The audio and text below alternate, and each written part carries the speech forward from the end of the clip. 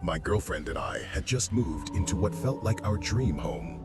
Everything about it seemed perfect for us. We even had our little rescue cat, Bella, running around like she owned the place. At first, it really felt like the start of a new chapter. But then, there was the house next door, the one on our right. It looked half dead, like someone had started fixing it up, but just gave up halfway through. No lights, no signs of life, just an empty shell staring back at us. What made it creepier was the backyard. See, our garden entrance sits right next to the one from that abandoned place. The old owner had torn down the fence, planning to replace it, but never did. So now both gardens were wide open, connected like one big patch of land. Behind that abandoned house, there was another property. A group of young guys lived there, and every now and then, when we came home, we'd see them cutting through the empty yard to get to the street. At first, we didn't think much of it. Maybe they knew the owner. Maybe they had permission. But looking back now, we should have paid more attention. Fast forward to our first night in the new house. My fiancé and I were in the back garden, enjoying the quiet, when I noticed him. A man standing in a window behind us, staring.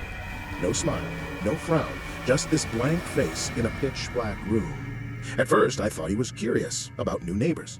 But after 30 minutes of that cold, empty stare, we both felt uneasy and went inside. The next few days seemed normal. Work, unpacking, trying to settle in. But one night, while stargazing in the garden, we heard the scrape of wood. Out of the shadows, 3 men appeared. They didn't knock. They just stepped into our yard like they owned it. My chest tightened as I forced out, "Are you okay?" The youngest, maybe 29, carried a large bag.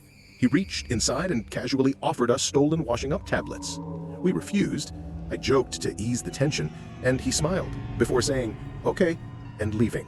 But what disturbed me wasn't the tablets. It was how natural they made it seem, like our garden was theirs. We told ourselves it was a one-time thing, but it wasn't. Soon, they were coming back, slipping through the abandoned house next door, lifting the broken fence, wandering through as if they had every right. And each time, it felt less like coincidence and more like intimidation. We were only 20, just 2 young women starting our life together, and yet, in what was supposed to be our dream home, the thought began to sink in. Maybe we weren't just being watched. Maybe we were being hunted. One afternoon, while I was cleaning the front room, I saw 2 police officers slip into the abandoned garden next door. They lifted the broken fence, scanned the place for a while, then left without a word. It felt strange, but I tried to brush it off, thinking maybe the guys hanging around really were trouble. A few days later, the knock on our door confirmed it. The officers told us the men had been kicked out for antisocial behavior, not just against us, but against other neighbors too. Hearing that was a relief, but also chilling, because even though nothing physical had happened yet, it meant they'd been close, and we had no idea how far they might have gone. We were finally starting to feel settled, but that comfort didn't last. One afternoon, while I was in the bath, a loud bang shook the outside. Heart racing, I threw on clothes and went looking for my girlfriend. I found her in the spare room, phone in hand, recording through the window that overlooked the empty garden. She signaled me to stay quiet, then whispered what she'd seen. A man we'd never seen before had stopped in the yard, pointing directly at our bedroom window. The moment she noticed him, he bolted, sprinting straight toward our house. On the way, he grabbed at our door handle like he was testing it, then ran back, lifting the broken fence, and started slamming his fists against the windows of the abandoned house. We called the police right away. They came, watched the video, took a statement, then left. But we couldn't shake the question, why did he try our door first? And what exactly was he planning? A few nights later, while we were in bed, the silence broke with a sound that made my blood run cold. Whistling. Not the kind you hear on the street, but the kind men use to taunt women. I checked the clock, 2:16 a.m. We held our breath, straining to listen, when the faint tap of fingers brushed against our window. Terrified, we pulled up the cameras, but for some reason, nothing had been recorded. Whomever it was left soon after, but the damage was done. We were too scared to sleep. The next day, we escaped to my mom's house, just to feel safe. When we returned in the morning, our Ring doorbell had been ripped off and left face down on the ground, the SD card gone. Someone had taken it, and deep down we knew exactly who. We called the police again, and the woman on the phone didn't sugarcoat it. She said the removal of the camera might mean they were planning something, which sent a chill down my spine. From then on, the whistling, banging, and late-night noises never stopped. They circled us for weeks. We filed report after report, and though they never tried the door again, the fear of what they might do next never left us. Then, one night at 2:52 a.m., my phone buzzed with a notification. I shook my girlfriend awake and whispered, "Someone's outside. Please check the camera." She pulled it up, and there they were. Two masked men creeping along the side of our house, flashlights sweeping across our windows. One of them, the same man who had stalked us for weeks, carried what looked like a crowbar. My chest sank. Why us? For days after, he lingered across the street, pointing, waving, even shouting things we couldn't make out. Whenever we dared to look, his empty stare locked on us, cold and unblinking. It was all meant to terrify us, and it worked. We kept calling the police, but nothing changed. The harassment went on, and the fear only grew.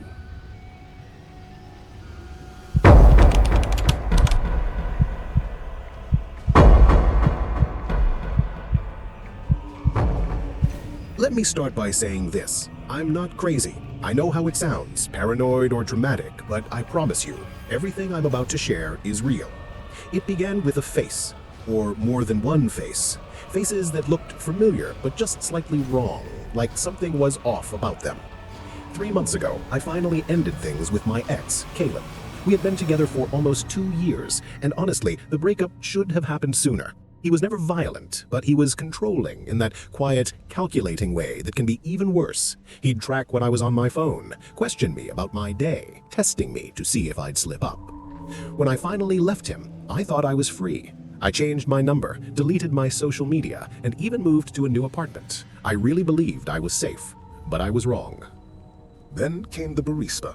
It was just a normal Tuesday morning, and I stopped at this tiny coffee shop near my new apartment. I'd only been there once or twice, nothing special. As I stepped up to the counter, the barista, a girl about my age, smiled at me. But there was something in her smile that made me freeze.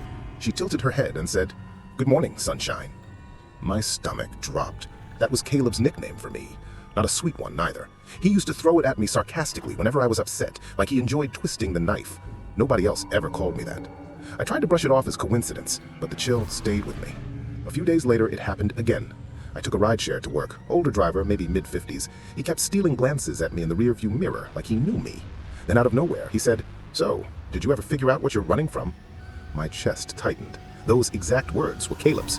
He'd said it once when I told him I needed space, leaning in like it was some cruel joke only he understood. Hearing it from a complete stranger felt like my entire world tilted. First the barista, now this driver. 2 strangers repeating his words word for word. My heart raced with one question I couldn't shake. Was Caleb behind this, or was something far worse happening? Then came the barista, one morning at a tiny coffee shop. She smiled and said, "Good morning, sunshine." My heart stopped. That was Caleb's nickname, one he used in the cruelest way. I told myself it was just coincidence, until days later, a rideshare driver glanced at me in the mirror and asked, "Ever figure out what you're running from?" Word for word, something Caleb once said. 2 strangers, repeating his private lines. It felt like he was everywhere, pulling the strings. Then came the barista. On a random Tuesday morning, I stopped at a small coffee shop near my new apartment. As I walked up to the counter, the barista, a girl about my age, smiled and tilted her head. "Good morning, sunshine," she said. My heart froze. That was Caleb's nickname for me, one he used in a cruel, sarcastic way whenever I was upset. I brushed it off, tried to believe it was just chance. But a few days later, in a rideshare, an older driver kept watching me in the mirror before asking, "Ever figure out what you're running from?" My stomach dropped. Those were Caleb's exact words from a fight we had years ago. 2 complete strangers had repeated his private lines word for word. That's when I realized this wasn't coincidence anymore. It felt like Caleb was reaching me through other people, like he was everywhere I turned, and there was no way to escape. Then came the barista. On a random Tuesday morning, I stopped at a tiny coffee shop near my new apartment. I'd only been there once or twice. As I walked up to the counter, the barista, a girl about my age, smiled and tilted her head. "Good morning, sunshine," she said. I froze. That was Caleb's nickname for me. Not sweet, but cruel. Something he'd say sarcastically whenever I was upset. No one else ever called me that. I brushed it off, telling myself it was just coincidence. But then, it happened again. A few days later, I took a rideshare to work. The driver, an older man in his 50s, kept glancing at me in the rearview mirror like he was trying to place me. Then, he asked, "Ever figure out what you're running from?" My chest tightened. He said it casually, like small talk. I whispered, "What?" He just chuckled and shook his head, like I was part of some inside joke. But those were Caleb's exact words. He once leaned in, dead serious, and asked me the same thing when I said I needed space. Now, two complete strangers had repeated his private lines word for word. My stomach sank, because this was no coincidence. It felt like Caleb was still here, reaching me through other people, and suddenly, nowhere felt safe anymore. That day, I booked a hotel for the weekend. I didn't even pack clothes, I just ran. I couldn't stand being alone in that apartment another night. The hotel clerk gave me a small room on the 4th floor. It was quiet, stuffy, but at least it felt safe. That is, until around 2 a.m., when 3 slow knocks echoed on my door. My chest tightened. I sat frozen, listening. Then came more knocks, steady and deliberate. I finally gathered the courage to peek through the keyhole. A woman stood there, maybe in her 40s, her face completely blank, eyes locked on my door. She never spoke, never moved, just stared like she was waiting. I didn't make a sound, and eventually she walked away. My heart wouldn't stop racing. The next morning, I asked the front desk if anyone had been on my floor. They said no. No staff, no guests. And worse, every room on that floor was empty. That's when it finally clicked. These weren't random people saying random things. They were being fed details, phrases Caleb used, words he knew would hit me in the gut. But if it wasn't him directly, then who else would do this and why? I thought about Caleb in rehab, about his obsession with control, about how he always needed me to feel like I could never fully escape him. He didn't have to be the one knocking on my door or staring from across the street. He just had to make sure others carried his presence into my life. I started digging through memories, and one came back to me. Months before the breakup, Caleb had talked about some forum he was on. He made it sound like a place for productivity tips, for self-improvement, but the way he described it later felt darker, almost like a cult where people shared tactics to mess with others. He never gave me the name, and maybe he never meant to, but looking back, it makes too much sense. Someone, probably Caleb, had hired or convinced strangers to repeat his words, to mimic his patterns, so that even if he wasn't physically in my life, his shadow was everywhere. It wasn't stalking in the usual sense, it was psychological graffiti. He was tagging himself onto strangers, spraying his presence into my world, making sure I could never be sure who I was looking at. It wasn't about watching me, it was about making sure I never stopped watching for him. I moved again. I vanished from social media, dyed my hair, told friends to stay quiet about where I was. For a while it worked, until last week. I was walking home from the bookstore when a woman passed me and whispered, "Still hiding behind books, sunshine?" She never even looked back. My blood ran cold. I don't think this will ever end. Maybe Caleb paid some underground service. Maybe he turned it into a game. Who can scare Sunshine the most? Who can get the closest without ever touching me? I can't trust anyone's face anymore. Every stranger feels like a threat. Every word feels like it could be his. The constant paranoia has been eating me alive, draining my peace, and twisting even the simplest moments into fear. Living like this isn't just exhausting, it's terrifying. And if there's one thing I want you to take from my story, it's this. When someone shows signs of control or obsession, never ignore it. Get out, get help, and protect yourself before it's too late.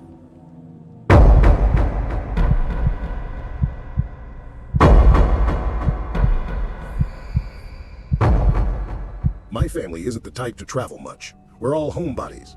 So when my aunt suggested a trip to one of Michigan's Great Lakes, everyone was shocked, but excited.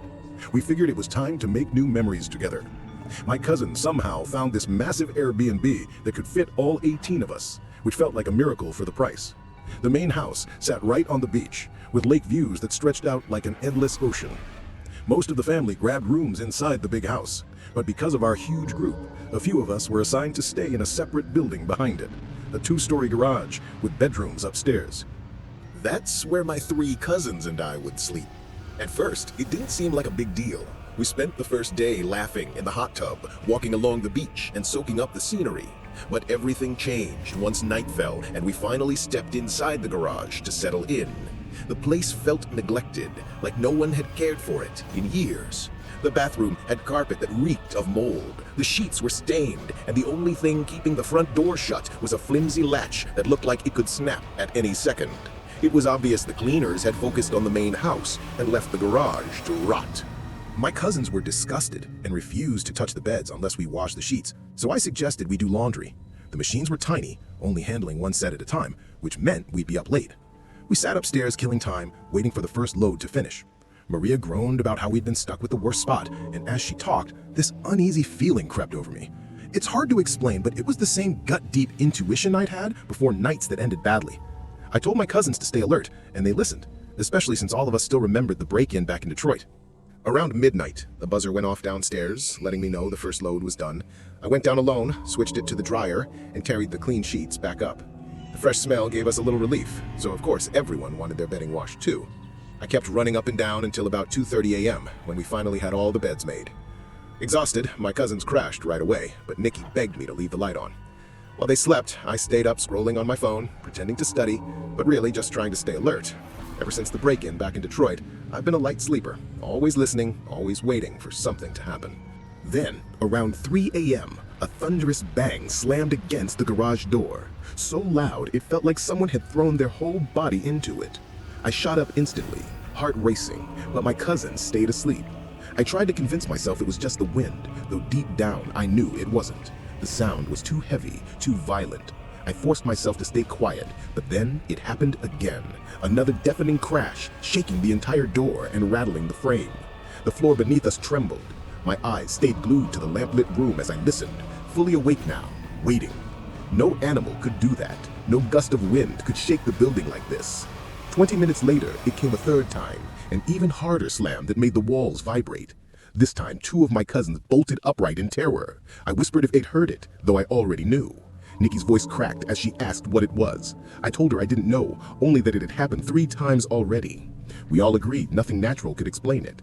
Nikki suggested texting her mom, my aunt, and we did. It was 4:11 a.m. when she finally responded, her tone panicked, realizing something very real and very wrong was happening. She woke my uncle, and he went outside to check the property. The rest of us stayed huddled upstairs, frozen in place, until knocking rattled the door. When we opened it, my uncle was there with my dad and 2 of our older cousins. That's when it hit me. This was serious. There was no wind, no prank, nothing that could explain what we'd heard. My uncle told us to pack immediately, that we were moving to the main house. His voice was steady, but his eyes gave away the fear. He said flat out, "There's someone on the property." My chest dropped. We threw everything into bags and rushed across the dark yard, hearts pounding. Inside the main house, the commotion had already woken most of the family. We gathered in the living room, voices low, trying to piece together what had happened. I explained the first 2 crashes. My cousins confirmed the third. Then my aunt, pale and shaking, told us what she saw. When my uncle shouted, "Hey!" at a figure standing behind the garage, the front door of the main house slammed shut on its own. There was no wind, no explanation. She panicked, convinced someone had slipped inside, and ran to wake my dad and cousins. They searched every room, every closet, every corner, but no one was found. Then my uncle told us what he saw. A man stood behind the garage, not hiding, not moving, just staring, like he wanted to be noticed. When my uncle shouted at him, the man didn't flinch. He simply turned, walked a few steps, and then vanished. Not into the trees, not into the dark, into thin air. No sound of leaves crunching, no footprints left behind. My uncle isn't the type to make things up. He's level-headed, logical, which only made the story more terrifying. My brothers added they'd found 2 playing cards, jesters, one in the main house, the other in the garage. The second looked twisted, demonic even. One cousin whispered that jesters stand for mockery, and the noises had started around 3 a.m., the devil's hour. It felt like we were being taunted. My uncle had even checked for tracks, but found only his and my cousin's. Another cousin drove down the road to see if anyone had run off, but the street was empty, as if no one had been there at all. That day, none of us went back to the garage. We crammed into the main house, sleeping on floors, couches, anywhere there was space. My mom even gave up her bed so we could rest. On the second night, she slept on the couch near the big windows. Around 4 a.m., she woke to the sound of footsteps crossing the porch. She kept her eyes shut, too scared to see someone staring in. Then came the rattle of the basement door. The lock was weak, and my brothers and cousins were sleeping down there. The handle shook like someone was forcing it. My mom ran toward the beachside entrance, heart pounding, but when she got there, no one was outside, and the boys hadn't stirred at all. That turned out to be our last night. We had planned to stay until Tuesday, but by Monday morning we were packing up and heading home. The car ride was filled with nervous chatter, all of us trying to make sense of what happened. When my mom learned I'd been going downstairs alone for laundry, she suggested maybe someone had been watching and thought I was staying in the garage by myself. The timing between my last trip downstairs and the banging sounds was almost too perfect. Theories started flying. Some believed it was a neighbor trying to scare us off, while others swore it was something paranormal, especially with those jester cards. My aunt reminded us that a normal person would have run when my uncle shouted, but this man didn't run. He stood there, staring before vanishing.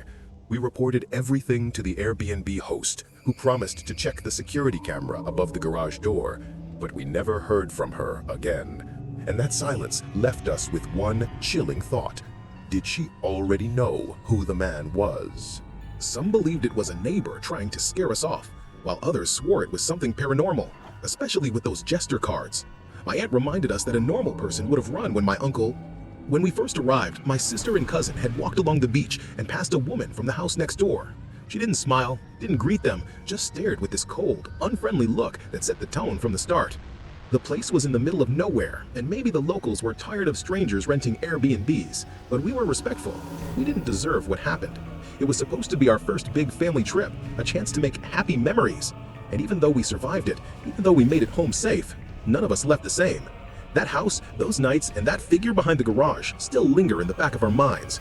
We tell ourselves it was just bad luck, maybe even a warning, but deep down, we all know some things can't be explained, and some trips change you forever.